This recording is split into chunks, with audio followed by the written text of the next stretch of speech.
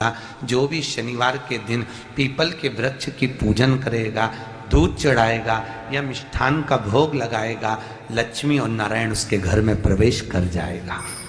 लक्ष्मी और नारायण उसके घर में प्रवेश करेगा। इसलिए नियम बनाया। कौन से दिन का? शनिवार। लक्ष्मी जी बोली, नारायण आपने तो एक दिन का वार लिख दिया। शंकर जी ने 7 वार बनाए हैं, रविवार, सोमवार, मंगल, बुध, गुरु, शुक्र और शनि। ये शिव जी ने बनाए। अब एक दिन आपने अपना बना लिया, बाकी के दिन अगर कोई इस पीपल के वृक्ष के नीचे आएगा और यहाँ तो दरिद्रता बैठी है तो उसका क्या होगा?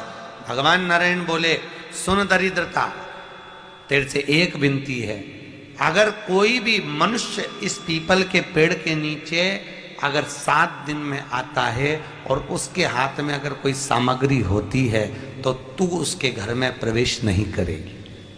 नियम है पीपल के वृक्ष का, या तो पानी का लोटा लेकर जाओ, कुंकू का चोपड़ा लेकर जाओ, शक्कर लेकर जाओ, या पेड़ के नीचे चींटी को डालने के लिए आटा ले जाओ, पर खाली हाथ पीपल के वृक्ष के नीचे कभी मत जाओ, कभी नहीं जाओ। खाली हाथ जाओगे तो दरिद्रता तुम्हारे घर में प्रवेश करेगी। दरिद्रता उठकर खड़ी होकर बोली, नारायण तुमने अपनी मनमानी करी है, एक दिन मुझे भी मेरा चाहिए, मैं दिन भर नृत्य करूं, इसमें रहूं, और जो यहां आए रविवार को मैं उसके घर में प्रवेश करूं। भगवान ने कहा ठीक है। दरिद्रता, रविवार का दिन एक ऐसा दिन रहेगा जिस दिन तू इस पीपल के वृक्ष के नीचे नृत्य करेगी और जो आएगा इस पीपल के वृक्ष के नीचे तो उसके साथ प्रवेश करेगी। मैंने तुझे वर दिया। इसलिए हमारे यहाँ केवल पीपल का वृक्ष अगर दीवार में भी लग जाता है ना, किसी की फैक्ट्री की दीवार में, किसी के घर की दीवार में पीपल का वृक्ष अगर लग जाता है, पीपल का पौधा लग जाता है, उसको कितना भी तोड़ लो वो वापिस लग जाएगा। फिर तोड़ोगे फिर लग जाएगा। अगर पीपल के पौधे को तोड़ना है तो केवल रविवार का दिन एक नींबू, एक मिर्ची और बमूल का कांटा, ये 3 चीजें रखने के बाद में आधे घंटे बाद रविवार के दिन पीपल के पेड़ को उखाड़ कर फेंक दो। दूसरी बार कभी पीपल दीवार में लगता ही नहीं है, कभी नहीं लग सकता। केवल एक रविवार का, केवल एक संडे, इतवार का। घर में दीवारों पर अगर पीपल लग भी गया है, इसलिए पीपल के वृक्ष को उखाड़ने का, अगर घर में पीपल लगा हुआ है या पीपल का पौधा हमारे घर में लग गया, उसको उतारना, निकालना, लगाना, तो पीपल के वृक्ष को अगर निकाला जाता है तो रविवार के दिन, और अगर पीपल के वृक्ष को कहीं लगाया जाता है तो सोमवार के दिन या मंगलवार के दिन, बुधवार के दिन, इन दिनों में लगा सकते पीपल के वृक्ष कहीं लगाना। शनिवार का दिन एक ऐसा दिन होता है जिस दिन पीपल के वृक्ष को कहीं जाकर लगाया नहीं जाता, क्योंकि शनिवार के दिन पीपल के वृक्ष के नीचे लक्ष्मी रहती है। हम अपने हाथों से अगर पीपल का वृक्ष किसी दूसरी जगह पर शनिवार को रोपित करते हैं तो हमारे घर की लक्ष्मी अपने घर से छिन्न होकर चली जाती है। इसलिए करते करते करते भगवान शंकर प्रकट नहीं हुए, तब चंद्र और दुबले होते चले गए, और दुर्बल होते चले गए। शरीर चंद्रदेव का टेढ़ा होने लगा, क्योंकि केवल हड्डी का कंकाल चंद्रदेव का रह गया। मांस काया टपक टपक कर गिरती रही और चंद्रदेव की काया जब और शिथिल होती गई, एकदम दुर्बल होते चले गए। सारे पूरे महीने में चंद्र की स्थिति देखना और शुक्ल पक्ष के द्वितीया तिथि के चंद्र की स्थिति देखना। शुक्ल पक्ष का द्वितीया का जो चंद्रमा होता है वो एकदम पतला, कमजोर और वक्रीय सा होता है। किस किस ने करें दर्शन? करें आप लोगों ने दूज के चंद्रमा के? एकदम पतला, कमजोर, दुर्बल, वक्रीय सा नजर आता है। तब चंद्रदेव को देखा भगवान शंकर ने और लगा कि अब इसके प्राण रहने वाले नहीं। तब भगवान शंकर दौड़कर उस शिवलिंग में से प्रकट हो जाते हैं, चंद्र की काया ठीक कर देते हैं। तो चंद्र कहता है आप कृपा करो। भगवान ने उसी चंद्र को, द्वितीया के चंद्र को अपने मस्तक पर धारण कर लिया, और द्वितीया के चंद्र को मस्तक पर धारण कर भगवान शंकर ने कह दिया कि सुनो चंद्रदेव, आज शुक्ल पक्ष की द्वितीया तिथि है, जिस दिन मैंने आपको अपने मस्तक पर धारण करा है।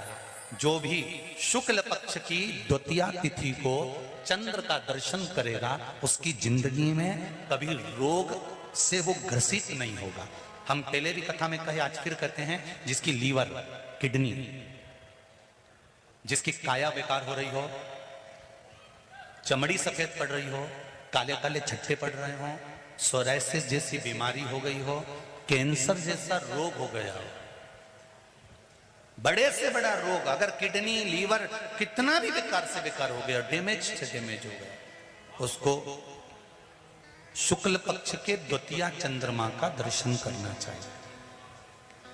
और शुक्ल पक्ष के द्वितीया चंद्रमा का दर्शन कर कर प्रदोष काल के समय पर, कौन सा काल? शाम के समय। प्रदोष काल मालूम है सबको? सूर्य जब डूबता है उसके 45 मिनट पहले से सूर्य डूब जाए उसके 45 मिनट बाद। कीर्तन करो, स्मरण करो। परिवार वाले अगर मना करते हैं कि शिव पुराण में मत जाओ, मत जाओ। तो परिवार वाले मना कर रहे हैं कि मंदिर मत जाओ, मत जाओ। परिवार वाले तुमसे कहते हैं कि शंकर का नाम मत लो, मत लो। घर में रहो, घर में रहकर भगवान शंकर की ऐसी भक्ति करना, घर में रहकर। तुम्हारे घर में जो मिट्टी का गमला हो, कोई भी पौधा हो, उस पौधे में मिट्टी को उठाकर उसका शिवलिंग बना लो, वहीं पर पूजन कर लो, वहीं पर भजन कर लो। वो मना करे कथा में मत जा, घर में बैठकर टीवी चालू करके कथा सुन लो। वो मना करे शिवालय मत जा, घर में भगवान शंकर के मंदिर न जाकर अपने घर में शिवलिंग पर जल चढ़ा लो। पर शंकर की भक्ति जरूर करो, क्योंकि शिव भक्ति के बिना जीवन का कल्याण नहीं है, पार नहीं है। बहुत वैभव देखकर, बहुत धन देखकर, बहुत संपदा देखकर बेटी का विवाह नहीं करना। शिव महापुराण की कथा कहती है, बेटी का विवाह ऐसी जगह करना जहां तुम्हारी बेटी का सम्मान हो, आदर हो, सत्कार हो, और तुम्हारी बेटी भले 2 रोटी खाए पर घर में उसकी इज्जत हो और वो सुखी रह सके। बेटी की इज्जत हो, सम्मान हो, आदर हो, सत्कार हो, ऐसी जगह बेटी का विवाह ना करा जाए जहां बेटी दुखी रहे। धन देख लिया, बहुत सारा पंप देख लिया, बहुत सारा बंगला देख लिया, बहुत सारी गाड़ी देख ली, बहुत सारा वैभव देख लिया, और मालूम पड़े बेटी के जीवन में दुख भारी पड़ जाए, क्या मतलब? प्रयास करो। करता क्या? सबको शंकर मंदिर भेज देता है, सबको शिव मंदिर भेज देता है। शंकर जी के मंदिर में आज के समय में, पहले के समय में मंदिर खाली रहता था शंकर जी का, जल चढ़ाने वाले जाते थे, सोमवार चढ़ाया है, शिवरात्रि पे गए, सावन के महीने में गए चढ़ाया है। आज के समय में प्रत्येक सोमवार को जब माताएं पशुपति व्रत करती है तो प्रत्येक शंकर के मंदिर में दिवाली होती है, 5-5 दिए लगते हैं, पूरा मंदिर चकाचक होता है। शिव मंदिर का एक विश्वास अपने भीतर उत्पन्न करिए, एक भरोसा अपने भीतर उत्पन्न करिए। पूर्व के समय में दुनिया के लोगों ने, जो बड़ा विधर्मियों ने, अब नहीं होने देना है। अब हमको शंकर की ओर आसक्त जगत गुरु शंकराचार्य जी ने कर, यह मेरा पिता बेटा है, यह मेरी माँ बेटी है, जो मुझे ढंग की जिंदगी जियो। ढोंग की जिंदगी में क्या बड़ा? 2 चीजें हैं, एक धन और दूसरा मन। ठीक है?